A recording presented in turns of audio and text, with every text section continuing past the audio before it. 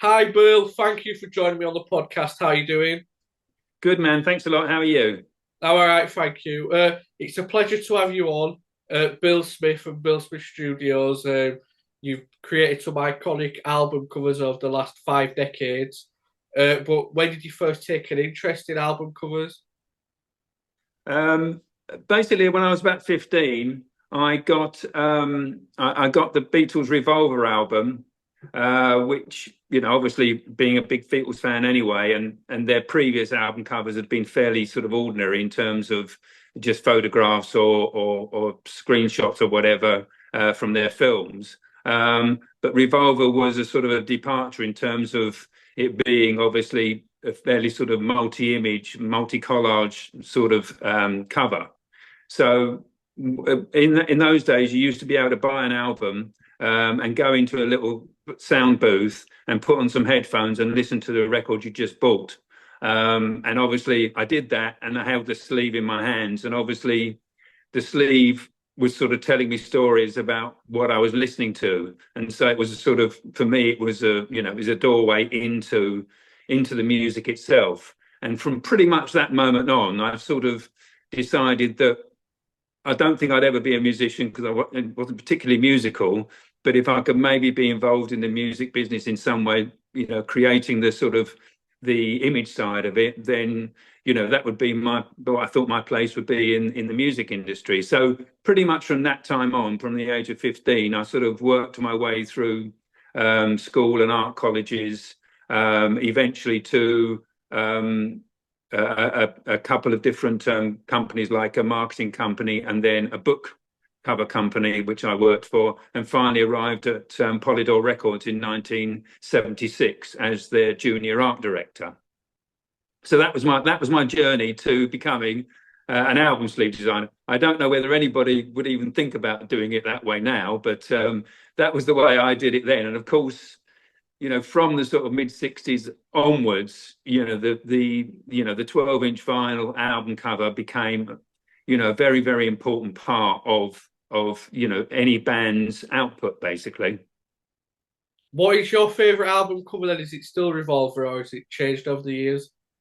It changes over the years, and I mean, even this year there were some really really great album covers that I really really love, and I'm sort of involved a little bit in being one of the judges for. There's a sort of design award for the album cover of the year, where any album cover is sort of put forward, and then is voted on by a small panel of people, and I am one of them. The others are obviously all designers and photographers or whatever. So I'm always looking at album covers because that's how I started. I loved the whole idea of going into a record store and and browsing through the covers and the records and pretty much picking up covers first. And then, oh, who's this by? And oh, this looks quite interesting. I'll get this because maybe the album will be quite good. Most of the time it is, but there have been quite a few occasions when obviously the album cover was actually much, much better than the record that was inside it. But going back to favorite album covers, Revolver was the first one that I really, really liked. But there's been so many, along the way, and obviously some of them are mine, but a lot of them are other people's, and I'd wish I'd done. So it's an ongoing situation. I've got a favorite album cover for this year, as I have for pretty much every other year before that. What do you think makes a perfect album cover then? Um, it's difficult. It's always been my intention that the album cover is the sort of the doorway, if you like, the first portal to what is on the black or coloured vinyl inside the actual cover itself. So for me, you're trying to tell the beginning of a story. You've got a sort of like, if you like, a snapshot or one individual frame from a film. It's sort of you're trying to tell a story to someone who's may not know this band, may know this artist, but you want them to see something through the actual front cover that will hopefully tell them a little bit about what the album's about or what this band is about, and if you like, make them buy the record, I suppose. Yeah, I bet like when like the 70s, 80s, even the 90s, there was more importance to album covers because people would see it and that would like sometimes make the decision whether to buy it or not if they didn't know the band. So that's obviously decreased over the years with technology and stuff. Yeah, well, I mean, exactly. I mean, for most people, up till the age of the internet and even Instagram and social media, pretty much the only thing that a lot of people would see would be either an ad in a music magazine, or or the album or single cover itself. And there was a lot more sort of mystery, I suppose. So, when you bought the album, you were sort of finding out about, the band, unless you'd read quite a lot of it, or if there was a bits and pieces in the various music magazines. And of course, that's all changed quite dramatically since the advent of social media and also, streaming. Streaming now obviously is pretty much, I would say, the go-to for most people in the way that they get their music. It's obviously only, I think, fans or collectors or whatever, of particular artists that would buy the vinyl packages, or the box sets or something like that. Otherwise, all they're seeing is a postage stamp size image of what that band is or what that artist is. So it's much more sort of a commodity rather than a, I don't know, it's sort of there's always a pleasure in buying the album and holding an album in your hands, or a single even in your hands. Obviously now it's just a matter of putting the music on and putting your AirPods in or whatever. So it's a different way of, I think, people listening to music. So I think the vinyl is still obviously very much a part of it, but it's a much smaller part than it ever was. Yeah, definitely. I mean, if people are streaming, 6 million times, a single, in the old days, they would be buying that single and there might be a million selling single. Now, the streaming capability obviously has just made it absolutely possible for anybody to listen to anything. And of course, the other thing is, on an album, people can listen to it in the way they wanted to, rather than the way the actual artist, I think, wanted them to. Yeah, exactly. Yeah, yeah.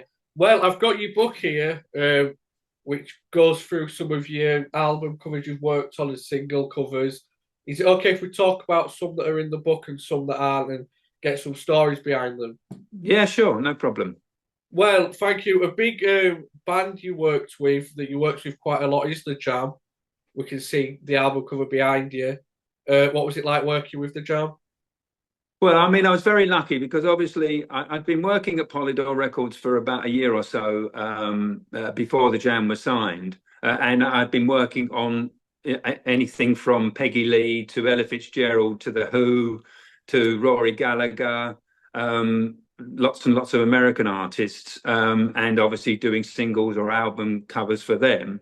Um, but Chris Parry, who was head of A&R at Polydor Records at the time, came in on a sort of early winter's day in January 1977, and said, "I've signed this band called the Jam.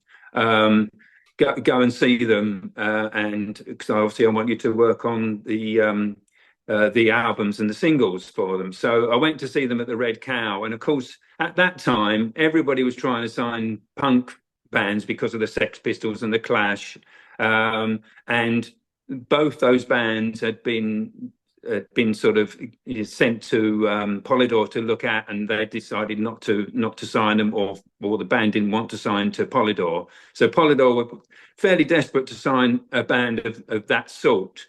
And when I went to see the Jam, I thought the Jam are sort of on the edge of punk, but there's something else. And of course, that was new wave, which they were very much part of the forefront of it. So when I first saw them at the Red Cow, they were all in their black and white suits, and they could play their instruments. they could sing well. Paul could could write a good tune.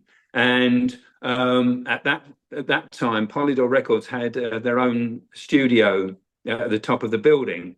So the band came in and were doing demos and stuff. So I met the band right from the very beginning, started listening to their music, and sort of pretty much at that time had an idea of how I wanted to show them for that first, for their first album and their first single. So it was going to be sort of punkish, but it had to have a slightly different feel to say the sort of the Sex Pistols, the way they were promoting their imagery, and also the Clash.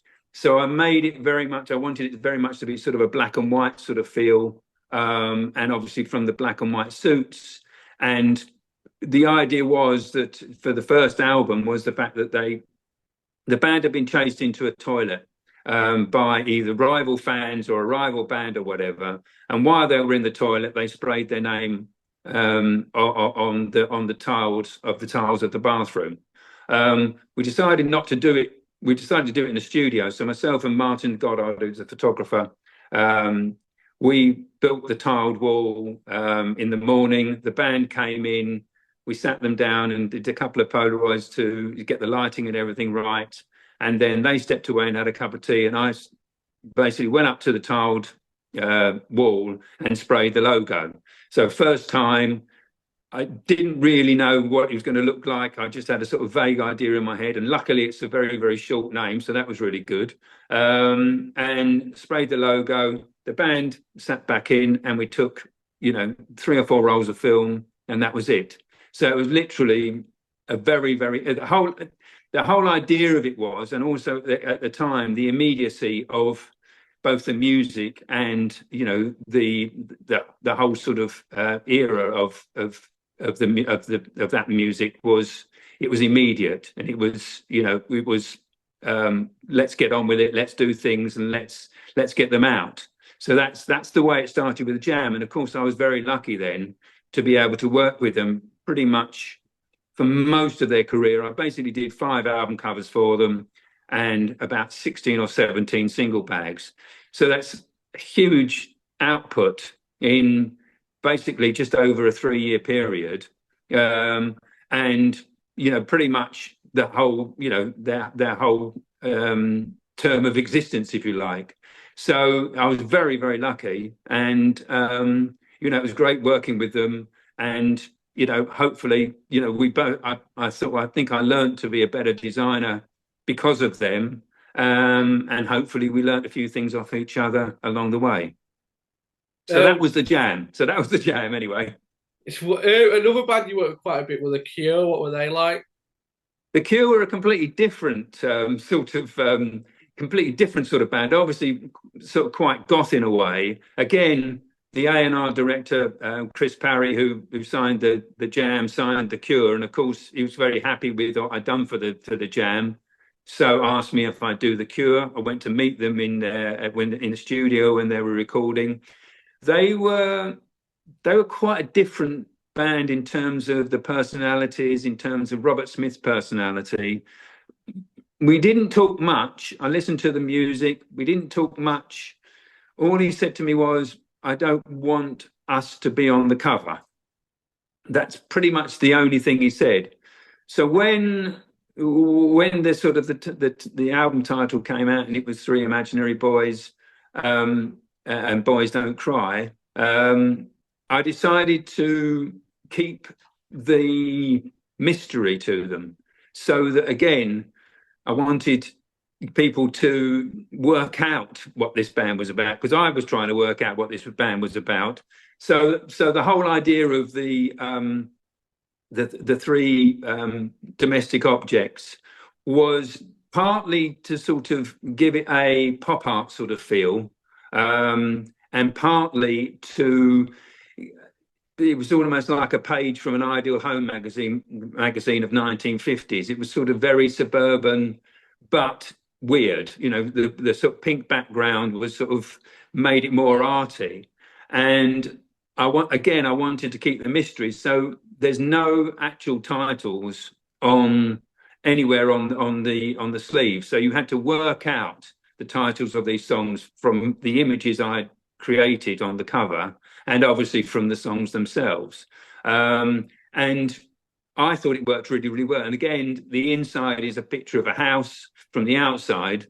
And really, the things on the outside should be on the inside. That's where they normally would be in a house. So again, it was just a juxtaposition of trying to, sort of create a sort of a little bit of a fissure in if anybody was trying to work out what this band was about. And so hopefully, as they were listening to the music, they could start working out what the images were and hopefully just work out a little bit more what the band were about. I was very happy with it. Everybody was very happy with it, apart from Robert and the band, who, from what I understand, pretty much hated it. And after that, they put in a clause in their contract that they had to have full artistic control and approval of anything else that came out. So, and then, of course, I did the second album, which was 17 Seconds, and pretty much sort of said what we were going to do and had to get that approved. And they had to approve the actual cover before we put it out. They didn't have so much approval on single bags, so I could still play about a little bit and get my own sort of ideas and stuff across with their single bags. Did that happen a lot with bands where they wanted control of how the covers would look? Well, again, the way the music industry works, obviously, is, and the way that we worked and the way I got work was from various different directions. Sometimes it would be from a record company, for instance, Kate Bush, the guy, the product manager from who I knew quite well from EMI, said, we've got a new album coming out by Kate Bush. Would you like to do it? Of course, I said yes. And then they just said, we'll make up, we'll get some meetings set up.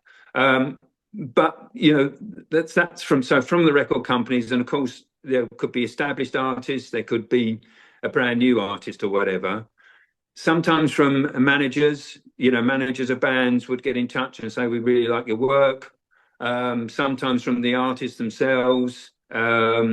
So it comes from pretty much anywhere. And in pretty much every instance, each job is different. Each job, Kate Bush knew exactly what she'd love to do. Kate Bush, completely in control of every single bit of the output, from the music and the production right the way through to the end imagery, and the way she did her videos and the way she performed on Top of the Pops or whatever.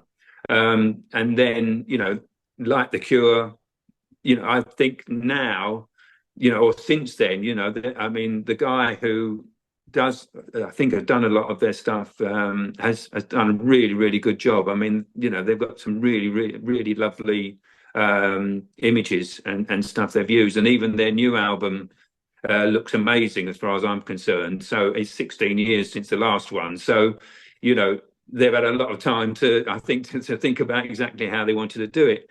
So yeah, so it all comes in different ways, and the control you have depends on the way it's coming to you and who you're working with.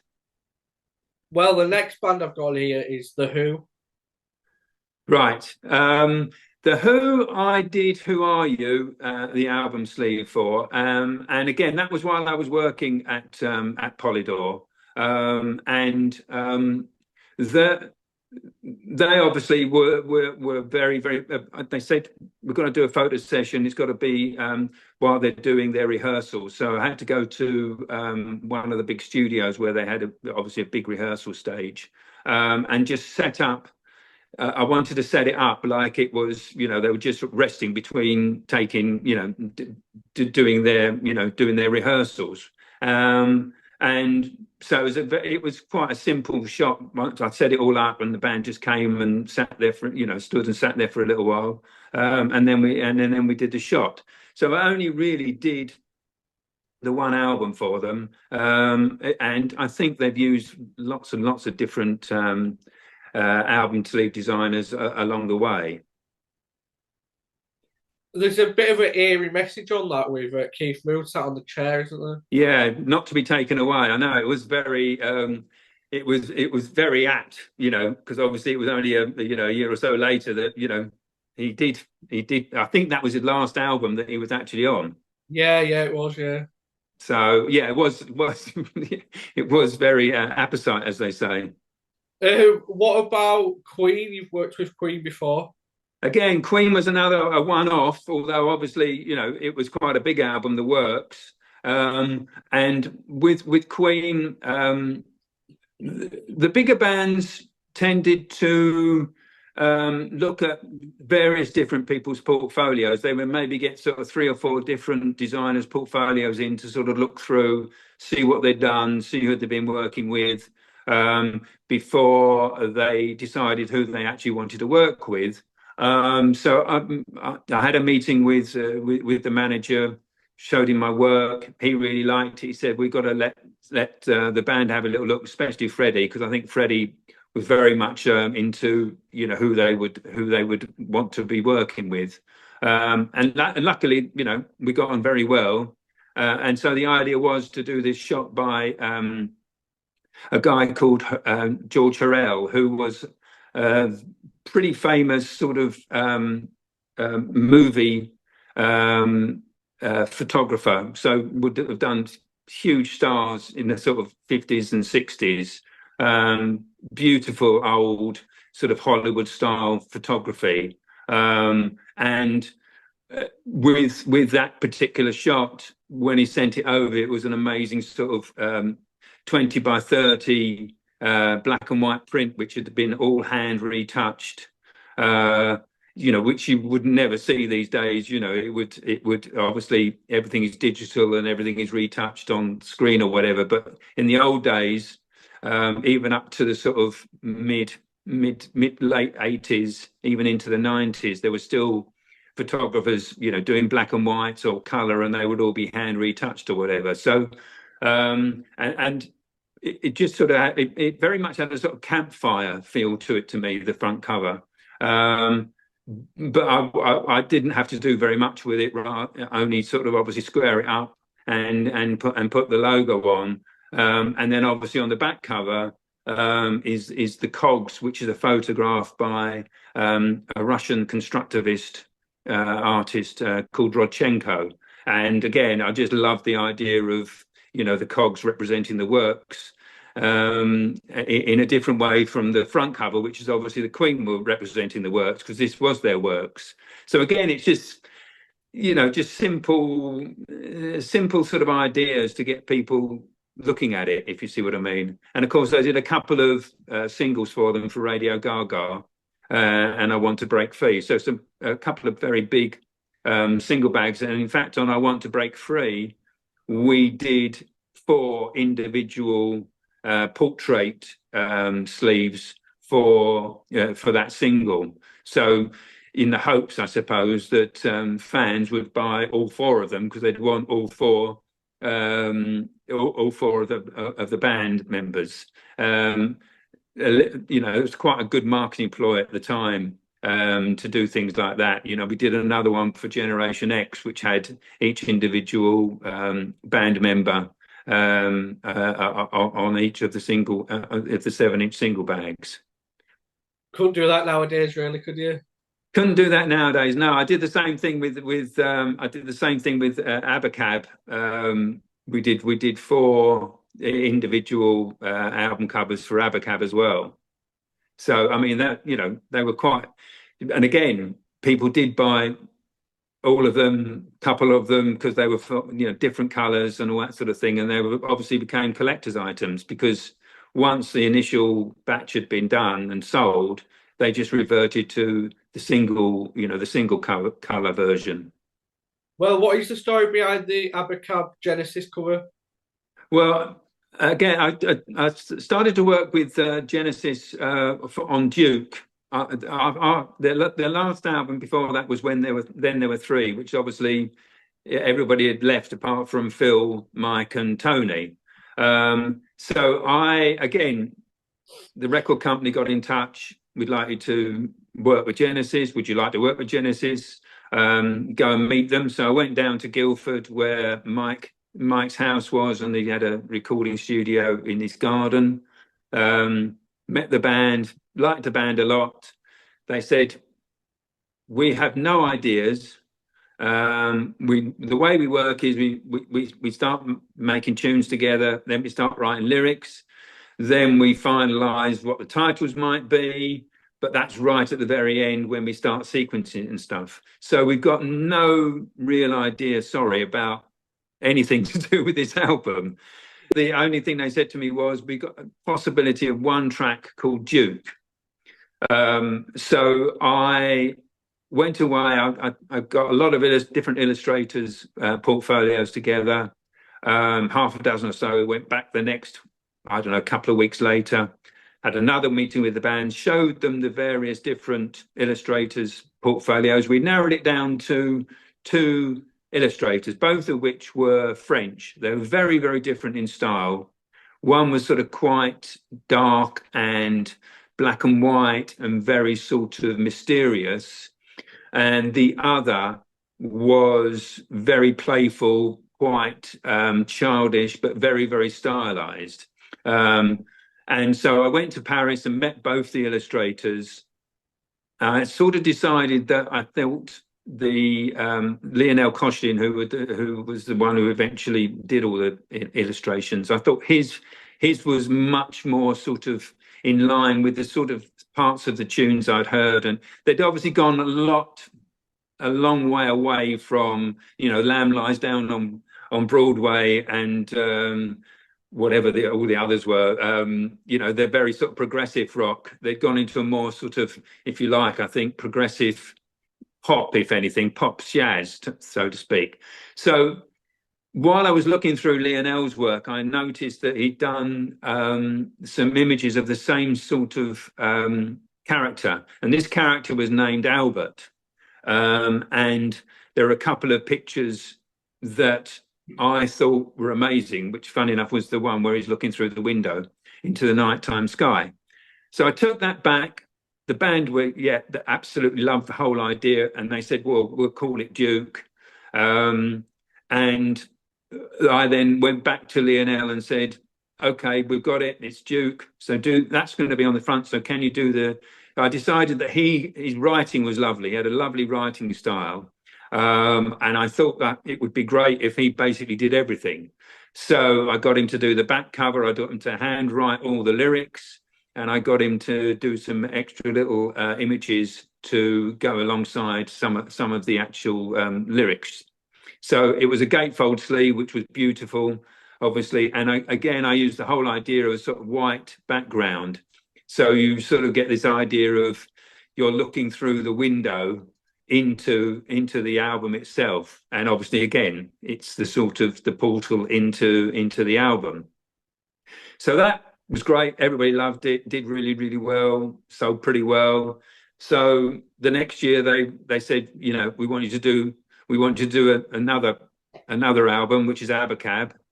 It wasn't called Abacab then. So they just said, go down and see the band again. So I did exactly the same thing. I took a few illustrators' portfolios with me, listened to the music. I said, any ideas? We've got no ideas whatsoever. You've listened to some of the tunes. We haven't written all the lyrics yet. But we've got this one tune, and the chord sequence is ABACAB, Abacab. So I took that and went away and did a few ideas based on a couple of the illustrations that they said they quite liked. Went back to them. They looked at everything. They looked at even more illustrators and said, no, there's nothing here. I had a little sort of black sketchbook that I carried around with me, and I think Mike Rutherford was leafing through it, and he didn't quite shout eureka, but he basically said, this is it, this is the cover, and he showed it to Phil and Tony, and literally on this page of my scrapbook was I'd torn out some little pieces of Pantone swatch from a swatch book. So they're tiny, they're about the size of a postage stamp in colours, but they're obviously, you get about 120 different colours. And I just torn them up and stuck them down on the page and sort of a couple of black squiggles around them. And they said, yeah, that's it, great, that's what we want, go and do it. So I had to then persuade and that, by the way, that's obviously on my right hand shot behind my right hand shoulder. Um, they they said, yeah, go ahead and do it. I had to try and persuade Tony Smith, their manager, who's quite an old-fashioned manager, and basically through the effing and blinding, he said, I can't believe they want that, but if that's what they want, okay, go ahead with it. So once they were all on board, then it was quite easy to go to the record company and say, this is what they want. And again, they effed and blinded and I can't believe it, but okay.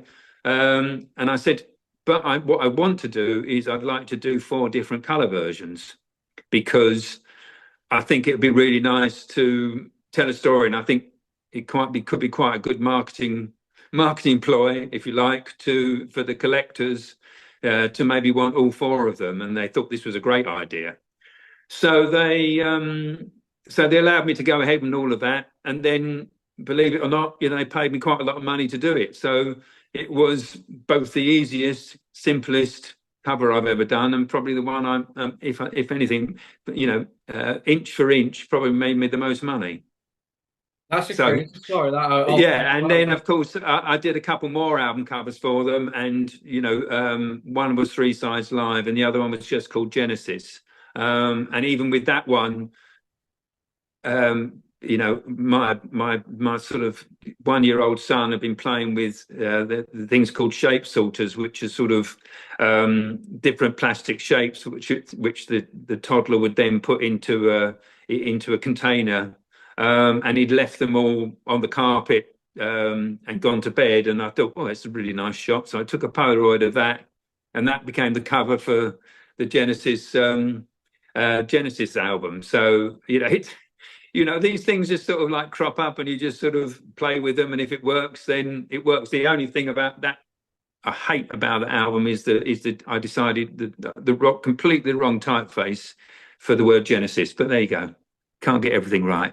So that's the sort of, even if someone, in a way, you think somebody's saying something to me that they want, but sometimes they don't. So it's not easier, but it's not harder, but it's just different. You just got to, again, it's however the ideas come, I don't really care. And, if it came from a tiny little scrapbook, then there must have been something there that everybody liked. And I think, the album again did very well. And, it's still, I still think it's one of my favorite covers, and one of the covers that I think, worked the best out of the 2,000 or 2,500 that we did over the years. So, it's still up there, the same as the Jam one, really. That some of them just stick, and people are still, talking about that Jam logo, and people still like the Abacab cover. So wherever they come from, the ideas, you just play with them and work with them. And again, at that time, sort of through the sort of late 70s into the 80s, the speed of creation in terms of both the music and obviously the packaging, everything was done at breakneck speed, and in essence you had to work very, very quickly. And we would normally do maybe half a dozen different visuals for every single thing we did, even for 7-inch single bags through to album sleeves and cassettes and all that sort of thing. So you're working very hard and very quickly, and quite often you just have to go almost with not the first thing that comes into your head, but if it's a good idea and the first idea is a good idea, then that's what you go with. Yeah, definitely. Like you mentioned, Genesis didn't know what they wanted on the covers. Say, like with other bands that don't know, do you like look at the lyrics, or do you get to listen to the album and know what the story of the album or single is, or have you just got to do what you think's best? Again, I always, the music always comes first. The music must come first, as far as. So I always, and I've been very lucky.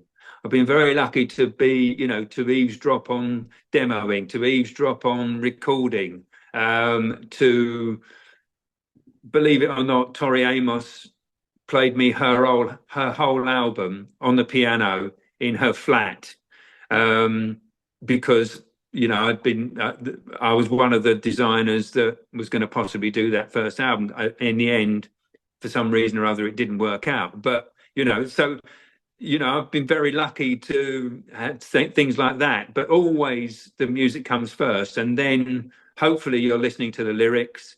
And then the lyrics give you an idea or a title. Yeah, this is the title of the album. Um, so yeah, I always and obviously talking to the band, it's collaboration. Every sleeve, is a collaboration either between the two people, the artist and the designer, or the artist and the photographer, the art director, and those two people. Then the art, I obviously had a studio at the end with sort of 5, 6, 7 people working for me, and all the work that came through me. And the art direction was, right, this is the idea. Let's talk about it with a designer. Let's then talk about it with a photographer. I worked very closely with a number of photographers: Martin Goddard, Andrew Douglas of the Douglas Brothers, Gerard Mankiewicz. And you talk about your ideas and then their ideas, and that, something comes from it. So it is very important to have the initial idea coming from the music itself. Another one of a favorite of mine that you've done an album cover is No Man Flower Mouth. Yeah. Um, with that again, working quite closely with Tim Bowness. He we'd seen a lot of his. I'd seen a lot of his sleeves and stuff on One Little Indian, and when he was signed to them, we got talking, and I had the idea to with the photographer Andrew Douglas, who I said I'd work very closely with. Again, I would just sit with him. I've done that on so many different covers. Just sit with him and talk through ideas. We both had very, very sort of similar likes in terms of the photographers we liked: Moshe Bracker, Guy Bourdain, Elizabeth Cameron, who was a sort of a Victorian photographer who did beautiful photographs. And we were just talking, and we both came up with the same sort of thought, which was Guy Bourdain, who was a French photographer, fashion photographer, who did very sort of high contrast, colourful images, and obviously the whole idea of flower mouth to cover the face of the model with flowers. Fun enough, the boy model was my son at the time, who had been on quite a few different album covers by that time, and single bags by that time. And also, it was a sort of a slight reference to what Peter Saville had been doing, and he had created the New Order sleeve with the flower painting by the French guy whose name I've forgotten for the moment. But it was a sort of a let's do something like that, but completely different. So ours was a modern take on that, if you see what I mean. So and again, it to me, it came from the music, and worked perfectly with both. The fact it was No Man, so hang on, this is not a man, this is a boy, and he isn't even there. He's a bunch of flowers. So it's all just sort of slight, playing with the titles, and just coming up with what you hope are sort of quite arresting images. You mentioned before that music comes first with your covers, but you mentioned there that the New Order first album with the flowers that inspired that one. Do you take inspiration from old covers? To be honest, I take inspiration. I've taken inspiration from everywhere. Certainly, lots of painters that I love, and photographers that I like, and everyday things. And obviously, yes, there are covers that there are covers that you sort of look at, and you hope. I hope they sort of go in, and then they come out yours, if you see what I mean. You know, you can take somebody else's idea and completely rearrange it, and hopefully you don't see the connection. So and there's no. I'm not copying anybody, but you're using sort of, if you like, I mean, I like paintings. I like looking at paintings, especially Picasso and Matisse and Hockney, and I've probably and Kandinsky and Clay, and you know, but that's where ideas come from, as well as looking at movies, ads, everything sort of goes in. There's a sort of, if you like, a visual sort of copy decks in your head, and you sort of file it away, and then it might come up at another time. Oh, well, that possibly fits perfectly. And like I said, we would maybe do at least six different visuals for each sleeve we had to do. I don't think we hardly ever reused anything. So they would just be six images, six ideas, and if they didn't fit that particular band, they would probably be not thrown away, but stored away, and very, very rarely ever used again. So, you just so everything goes in, and you hope it comes out as yours. What's the story behind AC/DC's Blow Up Your Video? Um, I've got a funny sort of love-hate relationship with heavy metal music. Pretty much, I would think we've done maybe 10, if that, we might have even done that. We might have done a handful of heavy metal bands in the whole time I've been designing record sleeves. And almost always they've never quite worked, but AC/DC was quite good because obviously, again, working with Gary Mankiewicz, a very sort of visual photographer who loves coming up with set designs and loves coming up with ideas, and the whole idea was to try and sort of create a very sort of live, Angus is alive, jumping out of your record sleeve. That was the sort of vibe we were trying to get to, and of course, the whole big TV set and smashing through it and everything. So obviously worked very, very well with the title, and it as a photograph, I think it works really, really well. As an album sleeve, I'm not quite so sure, but it's again, it's just it's one of those covers. It's a one-off cover. Obviously, I'm not sure whether they liked it, hated it, or whatever. I think it did pretty well in terms of sales. So it was a slight. I think it was a slight, diversion for them, if anything, from what they'd been doing before in terms of their previous covers.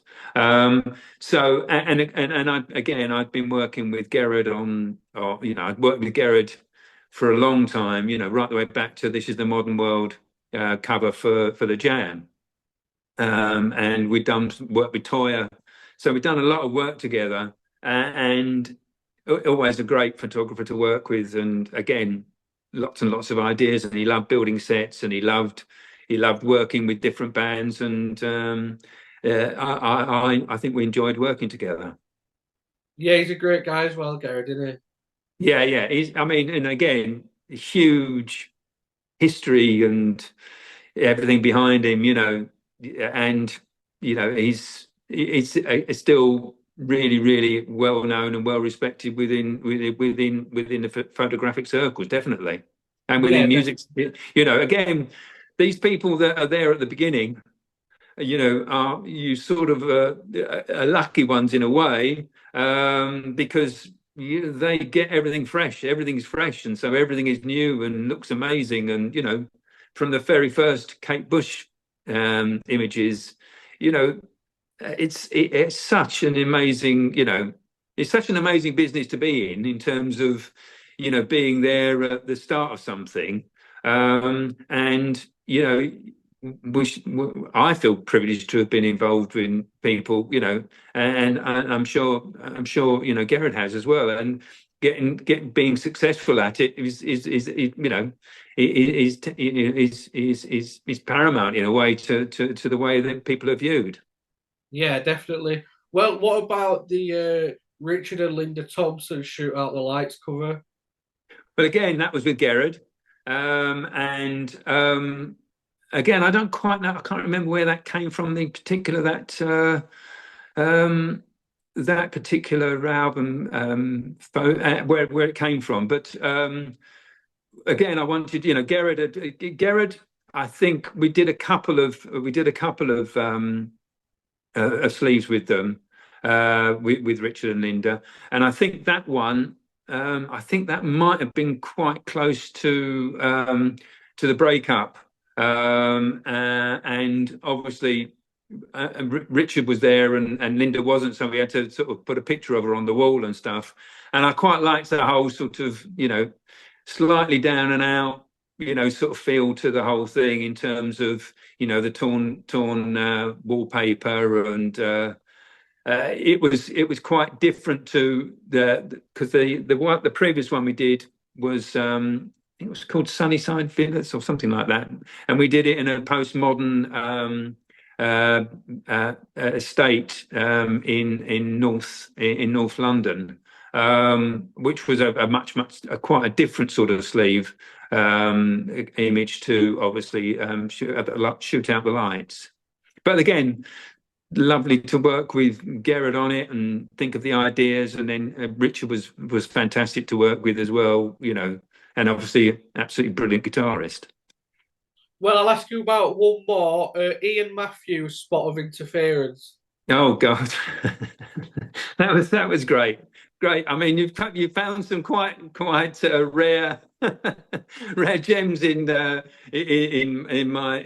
portfolio, if you know what I mean. But again, he was, Matthew Southern Comfort, and then it was him, and I love the idea of we just sort of put this whole sort of pile of TV TV boxes together, and then sort of obviously then it was sort of montaged into them, and again it was just to create a different sort of imagery to certainly the previous couple of sleeves that it had, which were sort of quite, what can I say, but quite pretty. And I felt that the album, the sort of the tracks on the album were slightly grittier, and I wanted to make it a slightly more up to date in a way, of the time, to sort of making some contemporize him a bit more. So again, it was lovely, nice shot to do, a nice to work out, getting all the old TVs together and that sort of thing. Yeah, it's a great cover, and all of them we've gone through great covers. But it's different to when you started, like we spoke about. But what advice would you give to somebody who wants to go down this career path? I think I think the thing is, it's a career path that probably has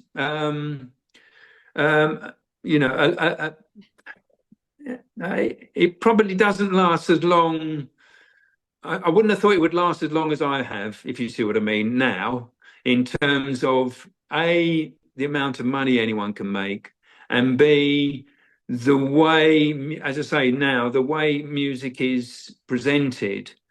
Obviously, the vinyl cover is the main, if you like, is the biggest image, and there are obviously a lot of people still put out vinyl, but they're in very, very small numbers.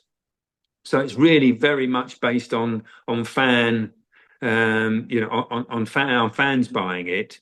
And also, I think these days, with the way lots of bands put out their own material, they've probably got, their friend from art college or their friend from college who's done a bit of design, or they're with a record company, and the record company then will hand it out to maybe a design agency or a designer in particular, like they used to do, but I don't think it's as much as it ever was. So I think it's it's maybe would be part of someone's work rather than being, I'm going to be an album sleeve designer and that's all I'm going to do. Because Yeah, come the late 80s and into the 90s, I had to diversify my studio so that we had other design areas that we were into, like sports design, and marketing and that sort of thing. So I had 3 or 4 designers working on music, and then another couple of designers working on other design elements. And it was the only way really to keep a studio going, with that many people, to obviously, get work for. And I think these days, the music and the sleeve is part of an overall sort of marketing, of a band. And I think there are lots of other elements involved in terms of videos and Instagram posts and all those sort of things. And I think they're all part, the sleeve, I'm sure, would probably wrapped up into all of that together. So I'd say go for it, but I don't know how long it would last and how many sleeves you're going to be doing and if it's going to support you enough. yeah, I understand what you're saying. Just to finish off, I know you've got an In Conversation show in Portsmouth on October 19th. What can you Yeah. tell us about It's basically to the whole of Cover Story started because I did I did a talk on my work in Italy, in a place called Carnuda, which is near Venice. And I had to obviously sort of write some of the stories up, and obviously produce, a sort of a PowerPoint presentation.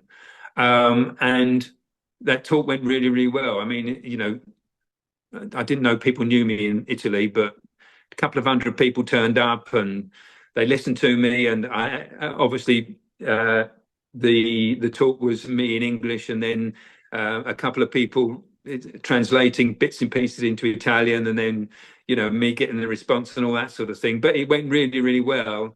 And from that, we were going to do a series of talks, one of which was going to be at the British Library. And again, so I wrote up a few more stories and got a few more of the images together. And we were going to do it in September of 2020, but of course, COVID hit in March of 2020. So the whole thing was obviously abandoned. But I'd already started sort of writing these stories, and my partner Jill said, well, there might be a book here, Bill. So, maybe write up a few more. So I spent the rest of 2020 writing the stories, talking to obviously photographers and the artists and everybody else, who who had been involved with the work, and got together the basis of the book and went to a couple of publishers, and one of the publishers said they wanted to do it. So since then, I've been trying to, see whether or not I could do. So I'm not going to be talking to 1,000 people. I'm going to be talking to, maybe 50 to 100 people. So it's just trying to find the right sort of venues that are interested in something like that. And obviously, Aspects Gallery in Portsmouth said, would I like to do it? So we're hoping that it's going to turn up. Hopefully a few people are going to turn up. Otherwise, it's just going to be pretty boring with just myself and a couple of other people just sort of milling around. So we'll see what happens. But hopefully it'll come off. And it's just talking about maybe a dozen different artists and showing them some of the different sleeves I've done and talking through the stories, because that's why it's called cover stories, because there's a story behind every cover, and most of them are pretty interesting.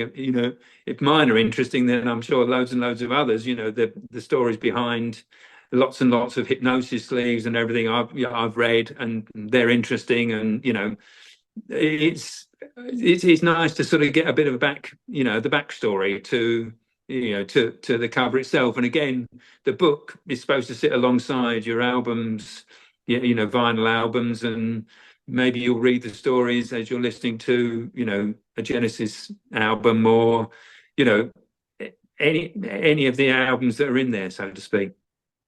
Well, I'm sure it'll all be brilliant, and good luck with it all. I've got, like I said before, I've got the book here. If you've enjoyed this podcast, hearing Bill's brilliant stories about his brilliant work, like he said, the book's called Cover Stories, and it is a really, really good book. I enjoyed reading it, and thank you for joining me on the podcast and talking more about it. Thanks. If anybody wants to buy the book, it's the link is billsmithstudio.bigcartel.com. I'll leave a link in the description if anybody wants to check it out. Lovely. All right, mate. Thanks a lot. All right, thank you for that. It was brilliant. Thank you. Nice to speak to you. Take care. You too. See you in a bit. Bye. Bye now. Bye.